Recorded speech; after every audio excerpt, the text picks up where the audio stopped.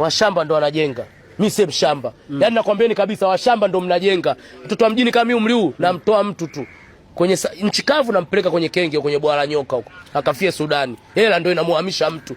Sasa umri wetu mimi nikae eti nimekaa sehemu ofisini simu inaita hiyo. Peleka lori za mchanga 6 huko. Ushamba huo.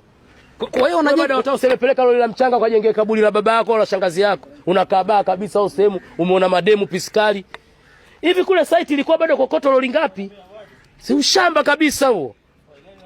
Ujanja mama Kizimkazi kafanya nini unaongea bali watu wamejenga tangu watoto vigoli watoto wadogo wa kike wako chuo kwa na miaka 18 wanajenga wanaongo wewe leo ukae tio hivi simenti ilikuja mifuko mingapi vipi wewe ulichelewa wapi kwanza mtu mwingine kama ukinikuta na nyanyuka naondoka na kuona mshamba zoba naitaga mazoba mazoba maana makoro watu wanauliwa hela mazoba lakini watu wamesema kama Doto ujue kapunguzwa upepo sasa hivi mna mtu anapunguza upepo sasa ndo niko moto na anazidi kunipeleka mjini kwa sababu mimi niko live nimwambia wananchi wote mashabiki wangu pale ndo kwangu kwanza wale ndo walikuwa wajua walichelewaga watu wengi mbona wanapajua pale wale ndo walikuwa wamechelewa wakina Juma Lokole lakini wametumbua bwana kama umbua na labda ndo wakumbua hapo hapajui kwenu si bwana mimi watu wengi walikuwa wanapajua hao ndo wamechelewa wanafiki kwanza usinitajie wale watu kwenye maisha yangu maisha usinitajie watu awali paka wapinde migongo maisha yao ndo nini uli paka upinde mgongo achana na mimi bwana riziki gani natafutwa hivyo hata vitabu vya dini havijaandika hivyo riziki itafutwa paka upinde mgongo riziki ndio natafutwa hivyo